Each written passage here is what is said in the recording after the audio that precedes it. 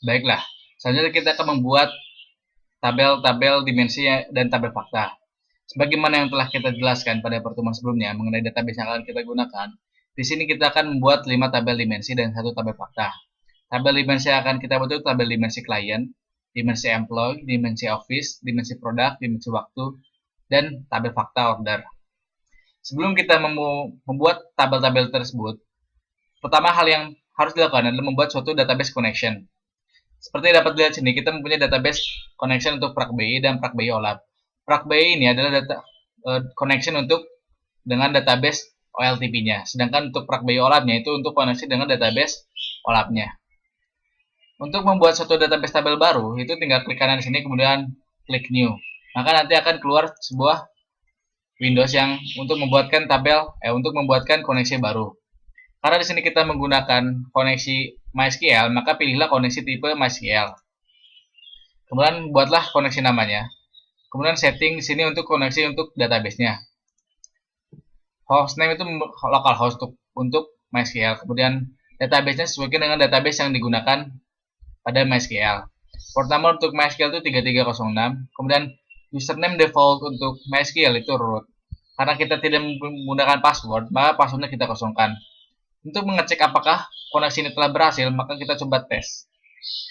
Apabila berhasil, maka keluar seperti Windows seperti di pinggir ini. Apabila gagal, maka akan tampilkan seperti ini. Misalkan kita ganti ini username seperti ini, maka akan keluar gini database connection itu gagal.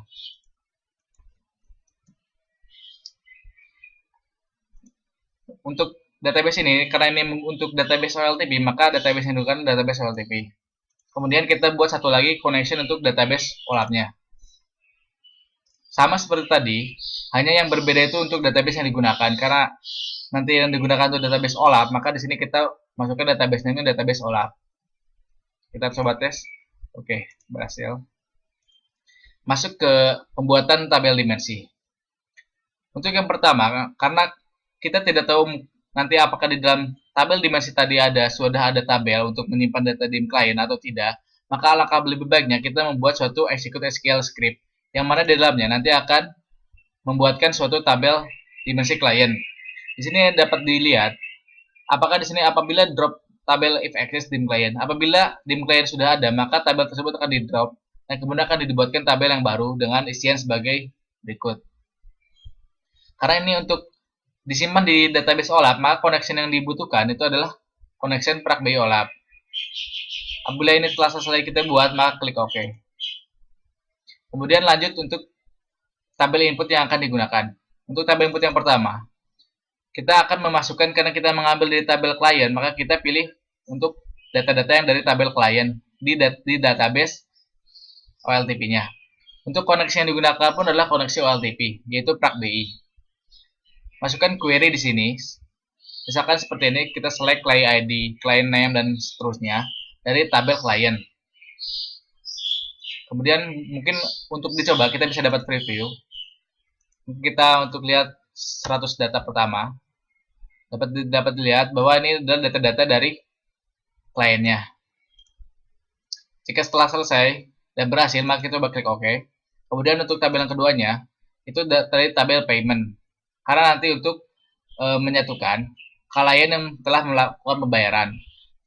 Karena tabel payment itu didapat dari database OLTP-nya, maka kita gunakan koneksi untuk database OLTP.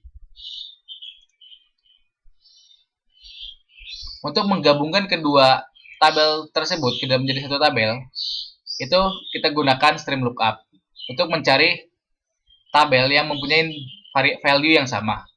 Karena di tabel sebelumnya itu ada client ID, dan di tabel payment pun ada client ID, maka kita untuk menyamakannya tuh client ID. Kemudian untuk if value is null adalah apabila ditemukan value yang bersifat null atau tidak mempunyai nilai, maka akan diisi dengan nilai NA. Seperti misalkan di tabel itu ditemukan first name itu tidak ada isinya, maka isinya akan diisi dengan isinya akan diisi dengan string NA. Kemudian setelah mengisi tabel-tabel yang tadi tidak terisi, sekarang kita masukkan surrogate key-nya. Surrogate key digunakan itu untuk mengidentifikasi nilai-nilai yang baru, karena di sini setiap tabel itu walaupun mempunyai primary key, tetapi mereka dapat berduplikat atau mempunyai nilai yang sama seperti itu. Oleh karena itu kita buatkan surrogate key yang baru agar mereka mempunyai pembeda yang baru, nilai pembeda yang baru yang tidak akan sama dengan yang lainnya. Untuk start value-nya itu bebas, misalkan mungkin bisa dari 0 atau dari 1, karena kita cobakan untuk dari 1 saja. Terus increment-nya pun by 1 agar terus berkelanjutan. Maksimum value-nya mungkin bisa dilebih-lebihkan seperti ini, 99 juta ataupun seberapa, terserah sesuai kebutuhan. Setelah selesai masukkan surrogate key, sekarang kita select value yang akan kita masukkan untuk dimasukkan ke dalam dimensi client. Untuk dimensi client, karena yang dibutuhkan itu tidak semua dari tabel-tabel yang kita butuhkan, maka yang hanya kita butuhkan itu untuk surrogate key yang tadi telah kita buat, itu surrogate client, kemudian client ID, client name, last name, first name, dan selanjutnya yang kita butuhkan. Sebenarnya untuk mengambil nilai-nilai tersebut, itu kita bisa langsung untuk get field select. Misalkan kita add new.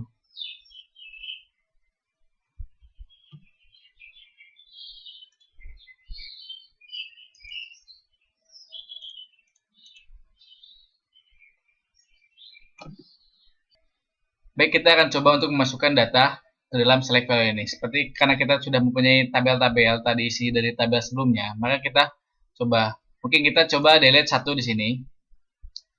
Dan kita akan coba masukkan untuk data yang baru. Untuk memasukkannya itu mungkin bisa dengan edit mapping ataupun get field to select. Misalnya kita dengan untuk get field to select, itu tinggal diklik, kemudian pilih apakah, karena tadi kita mempunyai, yang kita dapatkan itu ada 15 file, dan di sini baru terdapat 14, maka kita apakah akan menambahkan yang baru atau menambahkan semuanya. Mungkin kita cukup menambahkan yang terakhir saja. Yang mungkin nanti tidak ada di sini, itu tinggal diklik add new. Nanti akan masuk seperti ini. Apabila telah selesai seperti ini, kita pilih mana yang akan kita masukkan dan tidak. Tinggal ini.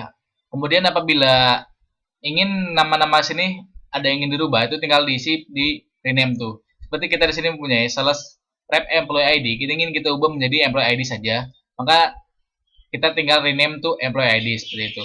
Kemudian klik OK. Lanjut ke step selanjutnya, yaitu block this step until step finish, yaitu dimana proses ini adalah memblok satu proses sampai proses tersebut selesai dan akan dilanjutkan pekerjaan selanjutnya.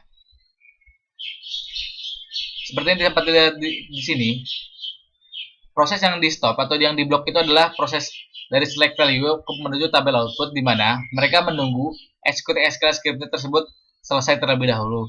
Karena apabila ini tidak ditunggu, maka akan terjadi error karena tabel yang akan dimasukkan itu ternyata belum dibuat di sini seperti itu. Oleh karena itu tabelnya tersebut harus selesai dibuat terlebih dahulu untuk dapat tadi lanjutkan ke tabel output. Kemudian di sini ada generate row. Generate row ini adalah untuk memasukkan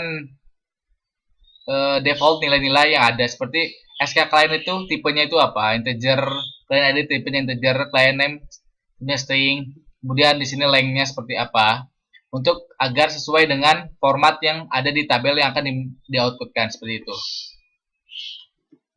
Kemudian di sini tabel output.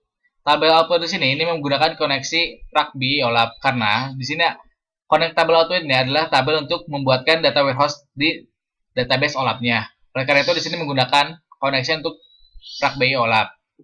Kemudian target tabelnya adalah dimensi client, karena tadi kita sudah buatkan untuk tabel dimensi client. Kemudian database field-nya di sini adalah database field yang akan dimasukkan ke dalam tabel dimensi client seperti itu. Di sini tabel field-nya itu adalah tabel yang akan diisikan. Kemudian ada di sini stream field-nya itu adalah value-value yang didapat dari isian tadi ETL tadi. Untuk memasukkan ini adalah kita tinggal masuk ke enter field mapping, kemudian kita dapat masukkan di sini. Misalkan di sini ada di delete, nanti akan di sini ada sort field dan ada target field. Sort field ini adalah isian atau value yang telah kita dapatkan, kemudian target field adalah target yang akan kita masukkan ke dalamnya. Nanti tinggal apabila sudah selesai seperti ini, ada SQL client dengan untuk targetnya SQL client, maka kita klik add, maka dia akan masuk sini. Begitupun dengan yang lainnya sama saja seperti itu. Apabila telah selesai untuk database field, untuk tabel field dan stream fieldnya, maka kita klik OK. Kemudian untuk mengecek apa saja, tinggal kita jalankan dimensi klien tersebut.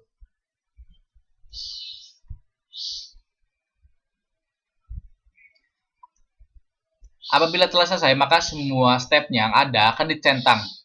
Itu tandanya tidak ada suatu error yang terjadi dan semua step telah selesai dilaksanakan. Untuk mengeceknya, kita dapat cek di database-nya, apakah sudah ada ataupun tidak.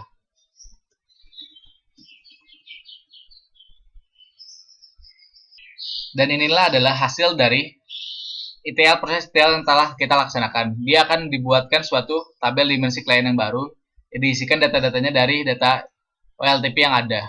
Dapat dilihat ini adalah isian data-data dari data OLTP yang sudah disesuaikan dengan kaidah bisnis yang kita perlukan seperti itu. Untuk pertemuan kali ini hanya membahas dimensi klien saja. Untuk dimensi-dimensi selanjutnya akan dibahas di pertemuan selanjutnya. Terima kasih.